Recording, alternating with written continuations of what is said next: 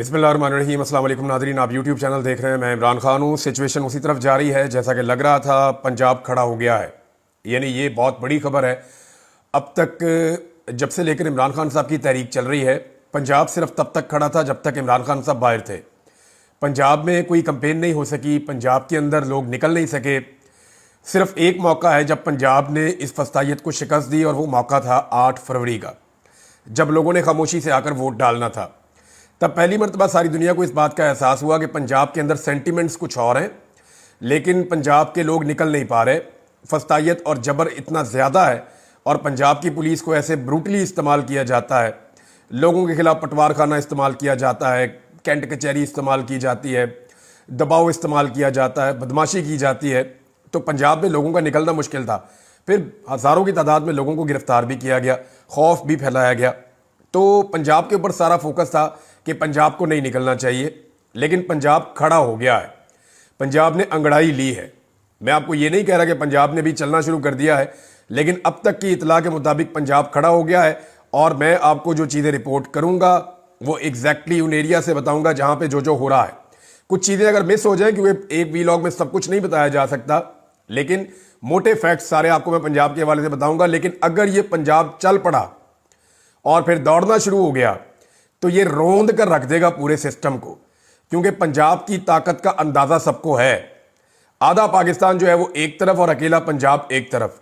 पंजाब से शुरू होने वाली तहरीक कभी भी नाकाम नहीं हुई, ये तारीख बताती है। अब इस वक्त जो जनूबी पंजाब से सबसे पहले जो काफिला निकला, जिसके मनाजिर हमने सबसे पहले देखे, वो वंस अगेन कोई और नहीं था, वो जरताज गुल वजीर साहबा थी। जरताज गुल वजीर निकली, और वो इतना बड़ा काफिला लेकर निकली कि उनको रोकना पुलिस के लिए, इंतजामिया के लिए मुश्किल था। और उनका पुलिस के साथ 2 जगह पे सामना भी हुआ। वो अपनी गाड़ी के ऊपर खड़ी होकर सफ़ेद झंडा लहराती रहीं, पाकिस्तान के झंडे लहराती रहीं। उसके बाद फिर पुलिस के साथ उनका, क्योंकि जब बहुत बड़ी तादाद में लोग आ रहे हैं जहाँ पे, तो मैं ये विटनेस कर रहा हूँ विजुअल देख के, और पूरा पाकिस्तान इस चीज़ का गवाह है कि जहाँ पे लोग बड़ी तादाद में निकलते हैं वहाँ पे पुलिस हट जाती है, क्योंकि पुलिस ज़्यादा बड़ी तादाद में लोगों के साथ लड़ना नहीं चाहती, नुकसान नहीं चाहती। जहाँ इक्का दुक्का लोग निकलते हैं, अकेले लोग निकलते हैं, वहाँ पे पुलिस मारती है, और बहुत मारती है। अकेले आदमी को पुलिस बर्दाश्त नहीं करती। पुलिस को बहुत गुस्सा है कि भाई निकलना है तो सारे निकलो। ये 2-2 4-4 करके जो निकलते हैं ना, पुलिस फिर अपना गुस्सा उतारती है कि आपको निकलना है तो पूरी कौम बन के निकलो। ये 2 4 6 10 ये क्या है, फिर पुलिस मारती है। तो मामला ये है कि जहाँ पे लोग ज़्यादा बड़ी तादाद में निकलते हैं वहाँ पुलिस खुश होती है, पुलिस रास्ता देती है, पुलिस जाने देती है। और यही मनाजिर मैं अभी तक देख रहा हूँ। कुछ लोगों ने, ये बहुत थोड़े आटे में नमक के बराबर, वॉलंटरली यानी अपनी मर्जी के तहत गिरफ्तारियां भी दी हैं, और इनके विजुअल भी बना ले कारकुनों ने। मजे की बात यह है कि जहां पे कोई अपनी मर्जी के तहत गिरफ्तारी दे रहा है, उनके घर के बंदे ही विजुअल बना रहे हैं, आसपास के कारकुन विजुअल बना रहे हैं और उनका मुंह काला कर रहे हैं। और ये बहुत थोड़े लोग हैं, ज्यादा लोग आज के दिन में निकल रहे हैं। सियालकोट से डार फैमिली का एक बहुत बड़ा काफिला निकला है। इसमें ज्यादा बड़ी तादाद में लोग मोटरसाइकिलों पर थे, क्योंकि रुकावटें बहुत ज़्यादा हैं। गाड़ियों पे भी लोग थे, मोटरसाइकिलों पर भी थे, और ये लोग निकले वहाँ से काफिला लेकर। रेहाना डार साहिबा इसकी क़यादत कर रही हैं, और उमर डार इस काफिले के अंदर मौजूद हैं। उनको मैंने देखा, मली हैं, उनको देखा, और कुछ और वहाँ के लोग हैं, और कुछ और सियालकोट से लोग हैं। लेकिन अवाम की तादाद बहुत बड़ी है। सियालकोट से निकलने वाले काफिले में साहबजादा हामिद रजा साहब को देखा, वो फैसलाबाद से निकले एक बड़ा काफिला लेकर, और फैसलाबाद में मुख्तलिफ हलकों से लोग इकट्ठे होना शुरू हो गए और बड़ी तादाद में आगे की तरफ बढ़ रहे हैं। अब मोटरवे को ये लोग कैसे खोलते हैं, कैसे आगे बढ़ते हैं, क्योंकि फैसलाबाद ही वो शहर है जो मोटरवे को खोलेगा। अगर मोटरवे को खुलना है तो वो फैसलाबाद के लोग खोलेंगे, और जब वो खोलेंगे और आगे बढ़ेंगे तो फिर चकवाल वालों के लिए, भेरा वालों के लिए, बाकी सारे शहरों से आने वालों के लिए रास्ता बनेगा। तो फैसलाबाद और सरगोदा का बड़ा इंपॉर्टेंट रोल है। सरगोदा से बड़ी तादाद में लोग निकले हैं। नईम हैदर पंजूथा को और दीगर कुछ और वहाँ से इलेक्शन लड़ने वाले MLA MPs को मैंने वहाँ देखा, और वो भी बड़ी तादाद में निकल रहे हैं। एक DPO आपको याद है अटक का, जिसने मरियम नवाज बनने की कोशिश की थी कि अटक हमारी रेड लाइन है, अटक को हम क्रॉस नहीं करने देंगे। मुझे तो वो DPO के अंदर ना थोड़ा मसला लग रहा था टेक्निकल। वो बैठ के वहां पे इंटरव्यू दे रहा है यूनिफॉर्म पहन के, एक पॉलिटिकल पार्टी बन के, और मरियम नवाज बनने की नाकाम एक्टिंग कर रहा है। और वो DPO नजर ही कहीं नहीं आया बेचारा।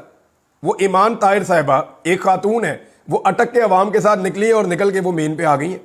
DPO नोवेयर, कहीं नजर नहीं आ रहा। उसके बाद जनाब मेजर ताहिर सादिक साहब, ये अटक में मेजर ताहिर सादिक के बारे में लोग बात ठीक करते हैं कि मेजर ताहिर सादिक जो है वो एक आदमी नहीं, एक ज़िला है, और अटक के अंदर उसकी बहुत बड़ी पॉलिटिकल पावर है। और मेजर ताहिर सादिक को तोड़ने के लिए, इनको काबू करने के लिए एड़ी चोटी का जोर लगाया एस्टेब्लिशमेंट ने। एस्टेब्लिशमेंट को यह पता था कि अगर मेजर ताहिर सादिक को तोड़ लिया तो समझो 2 सीटें तोड़ ली। ये 2 सीटें झोली में आके गिर गई एस्टेब्लिशमेंट की, लेकिन मेजर ताहिर सादिक साहब पे आफरीन है, वो जख्मी हुए, कारोबार तबाह कर दिया। उनके दामाद हैं वसीम, वो वसीम साहब का सारा होटल तोड़ दिया, उनका कारोबार, उनके दफ्तर तोड़ दिए, लेकिन इन लोगों ने सरेंडर नहीं किया। तो ईमान ताहिर साहब और मेजर ताहिर सादिक, डीपीओ गायब, और सड़कों पे अवाम है अटक की, और ये लोग हैं। रावलपिंडी और लाहौर में शदीद लड़ाई चल रही है। लाहौर के मुख्तलिफ इलाकों से लोग निकल रहे हैं, टोलियों में निकल रहे हैं, 50 आदमी, 100 आदमी, 150 आदमी, इस तरह निकल रहे हैं। खवातीन भी निकल रही हैं, और ये इकट्ठे होना चाह रहे हैं। पुलिस इन्हें इकट्ठा नहीं होने दे रही। आलिया हमजा साहबा को मैंने देखा, वो गलियों में से निकल के बड़ी मुश्किल से अपने आप को सर्वाइव कर रही है कि मैं गिरफ्तार होने से बच जाऊं। कुछ और लोग हैं वो भी ऐसी हिकमत अमली में। हाँ, शाहदरा में लोग इकट्ठे हुए, वहां पे पुलिस के साथ लोगों की बड़ी झड़प हुई है और वहां लड़ाई चल रही है। गुजरावाला की सड़कों के ऊपर लाठीचार्ज और पथराव और ये सारी चीजें हो रही हैं। गुजरावाला के मनाजिर भी मैंने देखे हैं। लेकिन जो लाहौर है, लाहौर की पहले बात कर लेते हैं। लाहौर पे इनका सबसे ज्यादा फोकस था। ये लाहौर को एक किले की तरह बनाया था। कोशिश ये है कि लाहौर से लोग ना निकले। लाहौर में पाकिस्तान तहरीक इंसाफ ने स्वीप किया था। सिर्फ एक नशिस्त है कौमी असम्बली की जिसपे पाकिस्तान तहरीक इंसाफ वहां पे हारी है। बाकी सारी सीटों पे पाकिस्तान तहरीक इंसाफ लाहौर से जीती हुई है। तो अंदरून लाहौर जितना भी है वो सारा पाकिस्तान तहरीक इंसाफ का गढ़ है। लोग निकल रहे हैं, लड़ाई करते हैं, फिर इधर चले जाते हैं, निकलते हैं, लड़ाई करते हैं, और पुलिस के साथ उनकी एंगेजमेंट चल रही है। और अब देखना यह है कि लाहौर किस वक्त इकट्ठा हो जाता है। और अजीबोगरीब बात यह है कि मुस्लिम लीग नून जो है वो लिबर्टी चौक के विजुअल, भाई उधर तो किसी को बुलाया ही नहीं। इमरान खान ने बुलाया डी चौक, और जब लोग डी चौक जाएंगे तो वहां के विजुअल्स आप दिखा दीजिएगा। लिबर्टी चौक में लोगों ने क्या लेने आना है? लाहौर में तो कोई एहतजाज नहीं हो रहा। लोग तो जा रहे हैं टुवर्ड्स बत्ती चौक, और बत्ती चौक की सराउंडिंग में इस वक्त लड़ाई हो रही है। अगर ज्यादा बड़ी तादाद में लोग वहां पहुंचेंगे तो पुलिस वहां पे भी लोगों को वेलकम करेगी। लाहौर से एक रास्ता बाहर जाता है, बहुत सारे रास्ते हैं, सारे बंद किए हुए हैं, लेकिन एक बहुत पुराना पुल भी है लाहौर में, रावी पुराना पुल। ये बहुत पुराना पुल है, बिल्कुल खस्ता है। और एक पुल जो है वो बहुत आगे जाके भी है। अब इन दोनों में से एक पुल है, क्योंकि दोनों की शक्लें भी एक जैसी हैं। वहां से मुझे एक दोस्त ने वीडियो भेजी कि लोग उसको क्रॉस कर रहे हैं और लाहौर से बाहर निकल रहे हैं। ये जा रहे हैं काला खताई वाली साइड पे। ये जो दूसरा रोड बाहर आता है लाहौर से शाहदरा वाली साइड पे, ये उस तरफ को क्रॉस करके जा रहे हैं। और वहां से बहुत बड़ी तादाद में लोग और गाड़ियां लेके उस तरफ को निकल गए। ये टूटा हुआ पुल है, ये किसी वक्त भी गिर सकता है, लेकिन लोग यहां से बाहर की तरफ जा रहे हैं रावी को, दरिया रावी को क्रॉस करते हुए। तो ये पुराना पुल साइड जो है इसको लोगों ने इस्तेमाल किया, और ये पुलिस नहीं करवाया। यानी पुलिस जाती तौर पे चाहती है कि उनके बच्चों के लिए पाकिस्तान महफूज मुल्क बन जाए।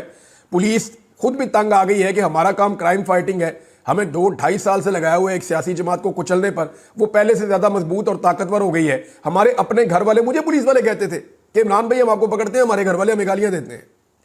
वो ये कहते हैं हम पीटीआई के लोगों को पकड़ते हैं, हमारे घर वाले हमें गालियां देते हैं। वो ये कहते हैं कि तुम लोग जुल्म और जबर के साथी बने हुए हो, तुम लोग गलत कर रहे हो। तो बहुत सारे पुलिस वाले, एक ने नहीं ये बात की, मैं नाम भी ले सकता हूं, बेशुमार सीनियर ऑफिसर ने मेरे साथ ये बात की है। और इसके अलावा जी मेहर अब्दुल सत्तार, इनका नाम ना लिया तो ज्यादती हो जाएगी। मेहर अब्दुल सत्तार ने एक दफ़ा फिर मुज़ाहमत की तारीख रकम की है। ये ओकाड़ा से हैं। इन्होंने अपनी सारी ज़िंदगी मुज़ाहमत में गुजारी है, क्योंकि इन्होंने अवाम का एक बड़ा मुकदमा लड़ा है हमेशा से। तो मेहर अब्दुल सत्तार साहब जो हैं, उन्होंने मस्जिद में बाकायदा ऐलान करके अपनी तहरीक का आगाज़ किया, लोगों को इकट्ठा किया। इससे पहले इनको पुलिस गिरफ्तार करने आई, बहुत बड़ी तादाद में आई, तो पूरा गांव इकट्ठा हो गया और उन्होंने मेहर अब्दुल सत्तार का दिफा किया। और मेहर अब्दुल सत्तार साहब सड़क के ऊपर जब आए तो इनके पीछे बहुत बड़ी तादाद में लोग, पूरा गांव इनको लेकर आ रहा था, और आगे लोग इनका इंतजार कर रहे थे। तो पुलिस ने रास्ते में ब्लॉकेज लगाया, तो पुलिस से तो 6 गुना लोग थे वहां पे, और पुलिस उनको नहीं रोक पाई। तो मेहर अब्दुल सत्तार जो है वो अब तक की इतला के मुताबिक तो गिरफ्तार नहीं हुए, और वो भी अपने लोगों को लेकर इस्लामाबाद की तरफ बढ़ रहे हैं। पुलिस ने बदतरीन टॉर्चर किया कई जगहों पे, स्पेशली लाहौर में, मुल्तान में और कुछ और जगहों पे। तो जहाँ जहाँ पे लोगों का बस चला वहाँ पे उन्होंने मुज़ाहमत की है, और पुलिस के खिलाफ जवाबी कार्रवाई भी की है। कंटेनर्स, हम सुबह से ये मनाजिर देख रहे हैं कि तिनकों की तरह कभी इधर जा रहे हैं, कभी उधर जा रहे हैं। एक दौर होता था कंटेनर सामने एक खड़ा हो जाता था ना, तो लोग खड़े होकर सोचते रहते थे इसको कैसे हटाएंगे, ये तो बहुत वजनी होता है। इसको तो हटा नहीं सकते। फिर लोगों ने सीखा कि एक और एक 2 हाथ होते हैं। फिर लोगों ने यह सीखा कि अगर 4 बंदे हों तो 8 हाथ होते हैं। फिर लोगों ने यह सीखा कि अगर 100 बंदे हों तो 200 हाथ होते हैं।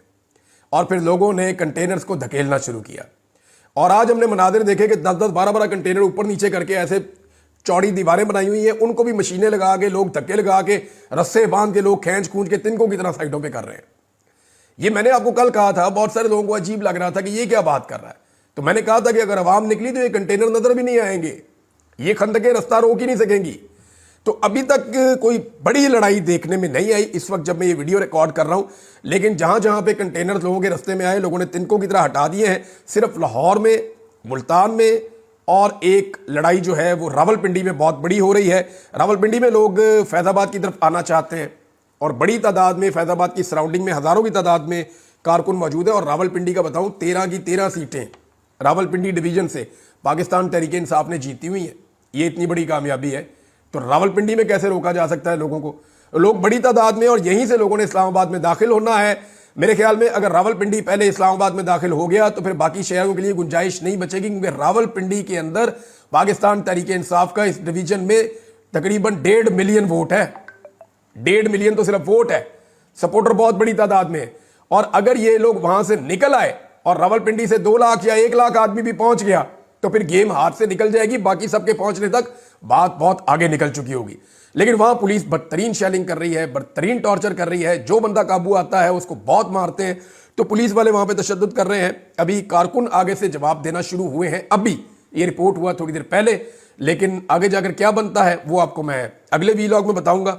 लेटेस्ट ये है कि जी गुजरावाला, सरगोदा, लिया, भक्कर, मियांवाली में बड़े लंबे अरसे के बाद इमरान खान साहब के एक रिश्तेदार अहमद खान न्याजी, आपको याद होंगे, जो उनके साथ होते थे, वो बहुत लंबे अरसे से रूह पोछते नजर नहीं आ रहे थे। एक तस्वीर गर्दिश कर रही है और बताया जा रहा है कि ये अहमद खान न्याजी साहब हैं, जो अब खुद इस तहरीक का हिस्सा बनने के लिए मंजर-ए-आम पर आ गए हैं। मंडी बहाउद्दीन से जनाब काफिला निकला है, कसूर से बहुत बड़ा काफिला निकला। यानी कसूर से एक्सपेक्ट नहीं किया जा रहा था कि इतनी बड़ी तादाद में लोग निकलेंगे, लेकिन लोग बहुत बड़ी तादाद में निकले हैं। थोड़ा सा कुछ इलाकों में अभी तक रिपोर्ट नहीं हो रही या वहाँ पे एक्टिविटी नहीं हो रही। जेलम से कोई ऐसी रिपोर्ट नहीं आई।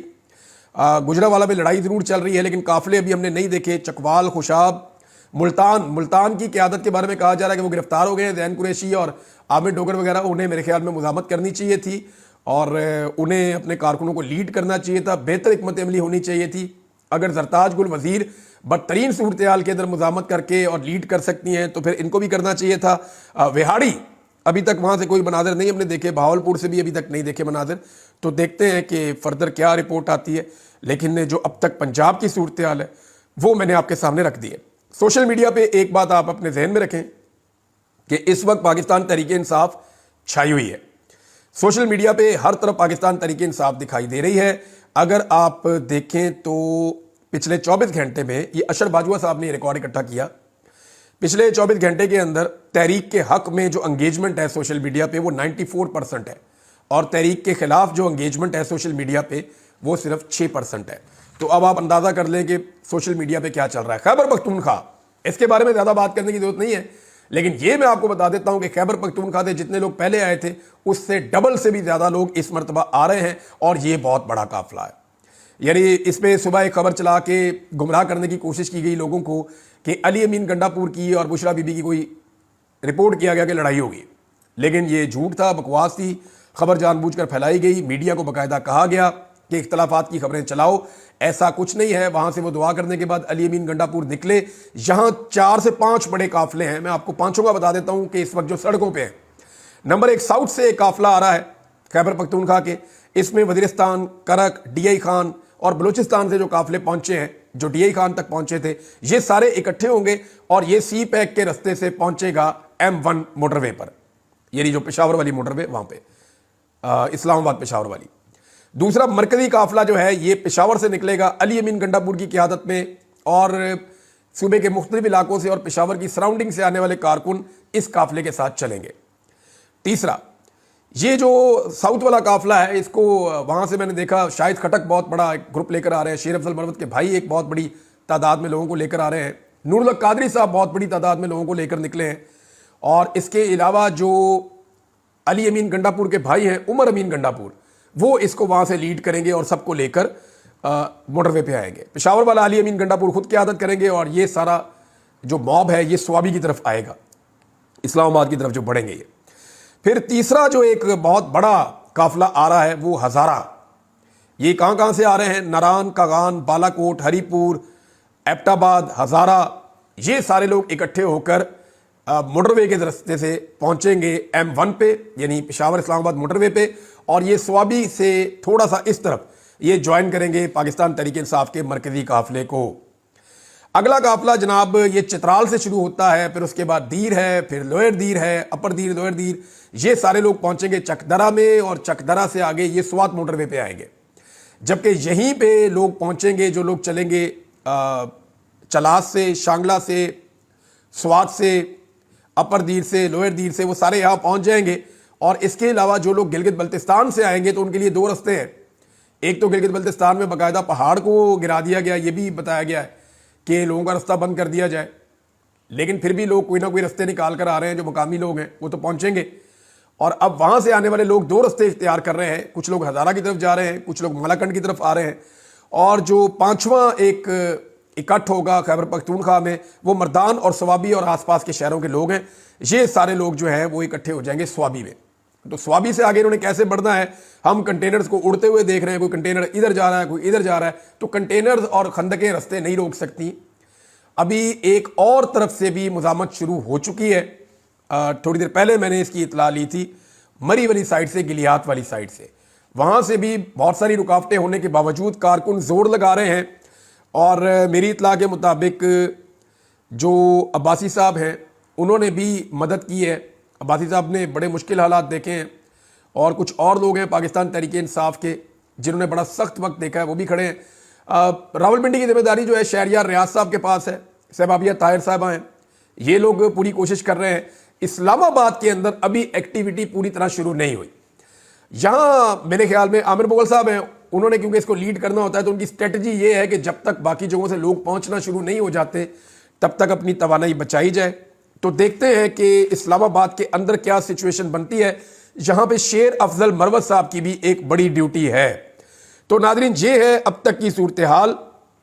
अब तक ये सारा कुछ हुआ है, हुकूमत की टांगें कांप रही हैं, हुकूमत के लिए बहुत परेशानी की सूरत हाल है। और ये इट्स अ टेस्ट मैच, याद रखिएगा, ये कोई T20 नहीं है, ये अभी मामला चलना है और ये मामला किसी मंतकी अंजाम तक पहुंचना है। जैसा कि इमरान खान साहब ने कहा कि ये फाइनल कॉल है, ये नतीजा खेज होगी, ये इस लड़ाई का फैसला होगा। और इंटरनेशनली बहुत दबाव पड़ गया, बहुत दबाव पड़ गया, ओवरसीज पाकिस्तानियों ने तबाहियां पड़ दी। मैं उनके बारे में अगला वीलॉग आपको चंद घंटों के बाद देता हूं। ये इंफॉर्मेशन यहां पे रोकते हैं, अब तक लेते हैं। अपना ख्याल रखिएगा, अपने चैनल का भी। अल्लाह हाफ़िज़।